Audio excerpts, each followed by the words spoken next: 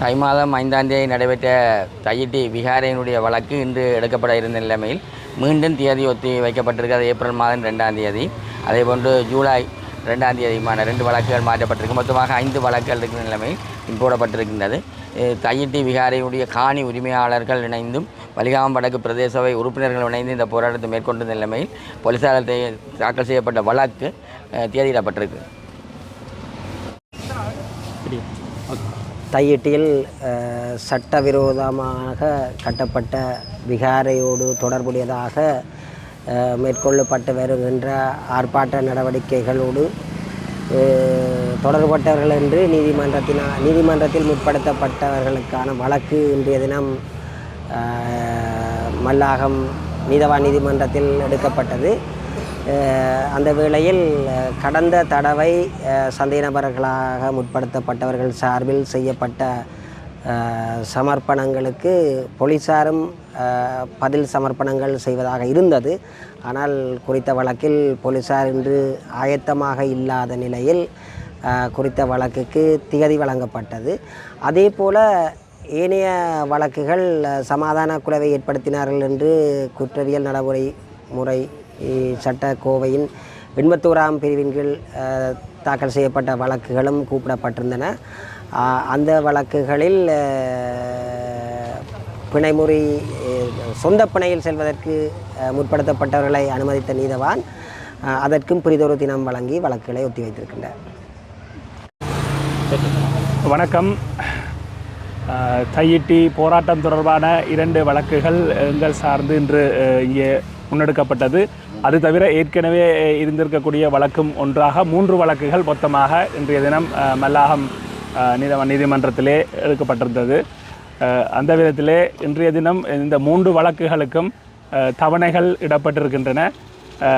அந்த விதத்திலே இந்த வழக்குகளை பற்றி எந்தவித ஒரு விசாரணைகளையும் முன்னெடுக்காமல் தொடர்ந்து தவணைகளை போட்டு எங்களை இப்படியான வழக்குகளுக்கு அடிக்கடி வர வைத்து ஒரு விதமான மன உளைச்சலை ஏற்படுத்துகின்ற செயற்பாடாகத்தான் நாங்கள் இந்த செயற்பாட்டை பார்க்கின்றோம். மக்களுக்காக நீதிக்காக குரல் கொடுக்கின்றவர்கள் என்ற வகையிலே இந்த தையிட்டி சட்டவிரோத கட்டுமானத்தை அகற்ற வேண்டும் என்றும் மக்களுக்கான காணிகள் மக்களுக்கே வழங்கப்பட வேண்டும் என்றும் முன்னெடுக்கப்படுகின்ற இந்த நீதிக்கான கோரிக்கைக்கு ஸ்ரீலங்கா போலீசார் பலாலி போலீசார் வழக்குகளை அபாண்டமாக இங்கே போட்டு எங்களை அலக்களிக்கின்ற செயற்பாடுகள் தொடர்ந்து கொண்டிருக்கின்றன. இவற்றை நாங்கள் வன்மையாக கண்டிக்கின்றோம். எவ்வளவு வழக்குகள் போட்டாலும் எவ்வளவு கைதுகள் நடந்தாலும் எமது இனத்தினுடைய விடுதலைக்கான எங்களுடைய போராட்டம் தொடரும் என்பதை தெரிவித்துக் கொள்கின்றோம். நன்றி. இன்றைய தினம் மல்லாகம் நீதிமன்றத்திலே தையிட்டியிலே போராட்டம் நடத்தியமை தொடர்பாக பலாலி போலீசாரினால் தாக்கல் செய்யப்பட்ட வழக்குகள் விசாரணைக்காக அழைக்கப்பட்டிருந்தது. 3 வழக்குகள் இன்று அழைக்கப்பட்டிருந்தது. அந்த 3 வழக்குகளில் ஒன்று ஏப்ரல் மாதம் 2ஆம் தேதிக்கு திகதியிடப்பட்டிருக்கின்றது. ஏனைய 2 வழக்குகளும் ஜூலை மாதம் 2ஆம் தேதிக்கு தவணையிடப்பட்டிருக்கின்றது. இந்த தையிட்டியிலே தனியாருடைய காணிகளை சட்டவிரோதமாக ஸ்ரீலங்கா ஆயுதப்படைகள் ஆக்கிரமித்து அங்கே ஒரு சட்டவிரோதமான ஒரு விகாரை ஒன்றை ஸ்ரீலங்கா இராணுவத்தினர் அமைத்து அங்கே ஒரு பிக்குவை சட்டவிரோதமாக தங்க வைத்து அதிலே அவர்கள் ஆதிக்கம் செலுத்தி கொண்டிருக்கின்றார்கள். இந்த நிலையிலே அந்த காணிகள் தனியாருக்கு சொந்தமான உறுதி காணிகள். இந்த காணிகள் விடுவிக்கப்பட்டு அந்த மக்களிடம் ஒப்படைக்கப்பட வேண்டும் என்பது காணி உரிமையாளர்களுடையதும் அந்த மக்களுக்கு ஆதரவாக செயல்படுகின்ற சிவில் அமைப்புகள், மதத் தலைவர்கள் மற்றும் அரசியல் கட்சிகளுடைய நிலைப்பாடாக இருக்கின்றது.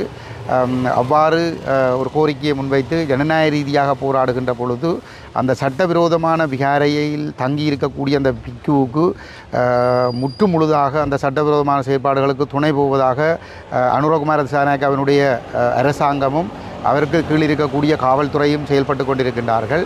இந்த போராட்டக்காரர்களை அச்சுறுத்தி இந்த போராட்ட செயல்பாடுகளை கைவிடச் செய்வதற்காக காணி உரிமையாளர்களை அச்சுறுத்தி இந்த காணிகளை அவர்கள் உரிமை கோருவதை கைவிடச் செய்வதற்காக பொய் வழக்குகள் போடுகின்ற செயல்பாடுகள் தொடர்ச்சியாக நடைபெற்று கொண்டிருக்கின்றது.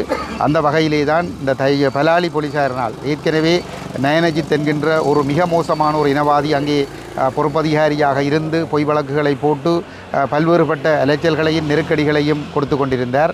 அவர் இப்பொழுது இடமாற்றம் பெற்று சென்றிருக்கிற நிலையிலே இப்பொழுது புதிதாக ஒரு பொறுப்பதிகாரி வந்திருந்து அவரும் தங்களுடைய பதவிகளை தக்க வைத்துக் கொள்வதற்காக இனக்குரோதங்களை ஏற்படுத்துகின்ற விதமாக ஒரு நியாயமான போராட்டத்திற்கு பொய் குற்றச்சாட்டுகளை சுமத்தி வழக்குகளை போட்டு போராட்டக்காரர்கள் மீது நெருக்கடிகளை ஏற்படுத்தி இந்த போராட்டத்தை கைவிட செய்கின்ற நோக்கத்தோடு ஒரு வழக்குகளை பதிவு செய்திருக்கிறார்கள். அந்த வழக்குகளுக்காகத்தான் நாங்கள் இப்பொழுது நீதிமன்ற படியேறி இறங்க வேண்டியதாக இருக்கிறது. இங்கே மத குருக்களாக இருக்கலாம், அல்லது ஏனைய சிவில் சமூக தலைவர்களாக இருக்கலாம், அரசியல் பிரமுகர்களாக இருக்கலாம், எந்த தவறும் செய்யாமல் ஒரு நியாயமாக தட்டி கேட்கின்ற பொழுது பொய் வழக்குகள் போட்டு கைது செய்யப்படுகின்றோம். ஆனால் அங்கே அந்த சட்டவிரோத விகாரைக்குள் ஒரு விகாராதிபதி தங்கியிருக்கின்றார். ஒரு ஒரு ஒரு சட்டவிரோத செயல்பாட்டில் இருக்கிறவருக்கு யாழ்ப்பாணத்தில் இருக்கக்கூடிய பல போலீஸ் நிலையங்களைச் சேர்ந்த போலீஸ் அதிகாரிகள், போலீஸார் நூற்றுக்கணக்கான போலீஸார் தொடர்ச்சியான பாதுகாப்பை வழங்கி கொண்டிருக்கின்றார்கள். இது இவர்களுடைய இந்த மனநிலையும் இந்த போக்கும் தான் இன்றும் இந்த இனப்பிரச்சினை தீராமல் இருப்பதற்கு காரணம். அனுரகுமார திசாநாயக்கா பதவிக்கு வருகின்ற பொழுது அவரும் அவருடைய எடுபிடிகளும் சொன்னார்கள், நாங்கள் இனவாதத்துக்கு இடமளிக்க மாட்டோம், மதவாதத்துக்கு இடமளிக்க மாட்டோம், மக்களுடைய காணிகள் மக்களிடையே ஒப்படைப்போம் என்று எல்லாம் சொல்லியிருந்தார்கள். ஆனால் அதே ராஜபக்ச, கோட்டாபய ராஜபக்ச, ரணில் விக்ரமசிங்க போன்றவர்கள் கடந்த காலத்தில் செய்த அதே இனவாத செயல்பாட்டை தான் அனுரகுமார திசாநாயக்காவும் தொடர்ந்து முன்னெடுத்து கொண்டு செல்கிறார். எந்த நெருக்கடிகள் வந்தாலும் இந்த காணிகளை விடுவிப்பதற்கும் எங்களுடைய மக்களுடைய காணிகள் அந்த மக்களிடம் சேர்வதற்கும் சேர்ப்பிப்பதற்குமான இந்த போராட்டங்கள் தொடர்ந்து நடைபெறும். இது ஒரு இனத்தினுடைய இருப்புக்கான ஒரு போராட்டம். தமிழர் தேசத்திலே தமிழர்கள் பாதுகாப்பாக கௌரவமாக அனைத்து உரிமைகளோடும் வாழ வேண்டுமாக இருந்தால் இந்த ஆக்கிரமிப்புகள் நிறுத்தப்பட வேண்டும். இந்த ஸ்ரீலங்கா போலீசார் தமிழ் தேசத்துக்கு எதிரானவர்கள், தமிழர்களுக்கு எதிரானவர்கள் என்பதுதான் அவர்களுடைய இந்த செயல்பாடுகள் ஊடாக வெளிப்பட்டு நிற்கின்றது. எங்களுடைய உரிமைகள் உறுதிப்படுத்தப்படும் வரை எங்களுடைய இந்த போராட்டம் தொடரும். தினம் எங்களுடைய தையிட்டி சட்டவிரோத போராட்டத்தில் பங்கு பெற்றியமைக்காகவும் அதிலே நீதிக்காக நாம் செயற்பட்டமைக்காகவும் இன்றைய தினமும் எங்களுடைய வழக்கு தவணை எடுத்துக்கொள்ளப்பட்டது. இந்த வழக்கு தவணை எதிர்வரும் ஏப்ரல் மாதம் 2ஆம் தேதிக்கு ஒரு வழக்கும் மற்றும் ஒரு வழக்காக ஜூலை மாதம் 2ஆம் தேதியும் மேலும் ஒரு வழக்கு பின்னருமாக ஒத்திவைக்கப்பட்டிருக்கின்றது. அடிப்படையிலே தமிழ் மக்களுடைய நீதிக்காகவும் நியாயத்திற்காகவும் எவரும் போராடக்கூடாது, அதற்கு எதிராக நாங்கள் சகித்து அரசினுடைய அராஜகங்களுக்கு எதிராகவும் தமிழினம் நோக்கிய அடக்குமுறைகளுக்கு எதிராகவும் இனப்படுகொலை சார்ந்த விடயங்களுக்கு எதிராகவும் போராடக்கூடியவர்கள் பயந்து வாழ வேண்டும், மக்கள் வீதிக்கு இறங்கக்கூடாது என்ற அடிப்படையில் தான் எங்கள் மீதான இவ்வாறான வழக்குகளை போலீசார் தொடுத்து வருகின்றார்கள். அதன் அடிப்படையிலே இந்த வழக்குக்கு நாங்கள் கௌரவ நீதிமன்றத்தினுடைய அழைப்பை மதிப்பளித்து நாங்கள் முன்னிலையாகி வருகின்றோம். இதே நேரத்திலே தற்போதைய நிலைமையிலே இலங்கையிலே பயங்கரவாத தடைச்சட்டம் தொடர்பாக அபிப்பிராயங்கள் பெறப்பட்டு வருகின்றது. இந்த பயங்கரவாத தடைச்சட்டம் இங்கே அதாவது புதிய அரசை பாதுகாக்கின்ற பயங்கரவாத தடைச்சட்டம், ஏற்கனவே இருக்கின்ற பயங்கரவாத தடைச்சட்டத்திலிருந்து புதியதொரு பயங்கரவாத தடைச்சட்டம், அரசை பாதுகாக்கின்ற இந்த சட்டத்தை இவர்கள் நடைமுறைப்படுத்துவார்களாக அல்லது கொண்டு வருவார்களாக இருந்தால் அதிலும் நாங்கள் இவ்வாறாகத்தான் போராட முடியாதவர்களாக, எங்களுடைய ஜனநாயக உரிமைகளுக்காக குரல் கொடுக்க முடியாதவர்களாக, அச்சுறுத்தப்படுபவர்களாக, பாரதூரமான மனித உரிமை மீறல்களை எதிர்கொள்ளக்கூடிய வேண்டியவர் ஒரு இனமாக மாற்றப்படுவோம். அந்த அடிப்படையிலே தொடர்ச்சியாக 1978ஆம் ஆண்டிலிருந்து தொடர்ச்சியாக பயங்கரவாத தடைச்சட்டம் நடைமுறைப்படுத்தப்பட்டு வந்திருக்கின்றது. அது முழுமையாக தமிழ் மக்களையும் அதே நேரத்தில் ஏனைய இனங்களில் இருக்கக்கூடிய முற்போக்காளர்களையும் அடக்குவதற்கான சட்டங்களாக, அரசாங்கத்தினுடைய அதிகாரங்களை நிலைநாட்டுவதற்கான சட்டமாகத்தான் இருந்திருக்கின்றது.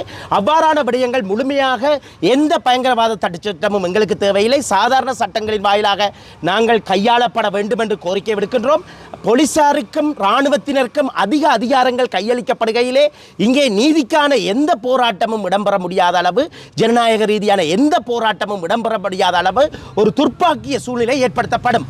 இங்கே இருக்கின்ற தையிட்டி போலீசாரோ இல்லை காங்கிரஸ் துறை போலீசாரோ எந்த போலீஸ் நிலையத்தை எடுத்தாலும் அவர்கள் தமிழ் மக்களுக்கு எதிரான போராட்டங்களை ஒடுக்குவதிலே, அரசின் கொள்கையை நடைமுறைப்படுத்துவதிலே தீவிரமாக செயற்பட்டு வருகின்றார்கள். ஆகவே அரசு தன்னை பாதுகாப்பதற்காக, தமிழ் மக்களுடைய உரிமைகளை ஒடுக்குவதற்காக கொண்டு வருகின்ற இந்த சட்டங்களை எதிர்க்கின்றோம். தொடர்ச்சியாக இவ்வாறான வழக்குகளை போலீசார் இவ்வாறான சட்டங்களின் வாயிலாகவும் எங்களுக்கு எதிராக தாக்கல் செய்வார்கள். இதற்கு ஒரு சர்வதேச நீதி வேண்டும் என்று நாங்கள் கேட்டுக்கொள்வோம். மேலதிக செய்திகளுக்காக எமது யூடியூப் தளத்தை சப்ஸ்கிரைப் செய்யுங்கள்.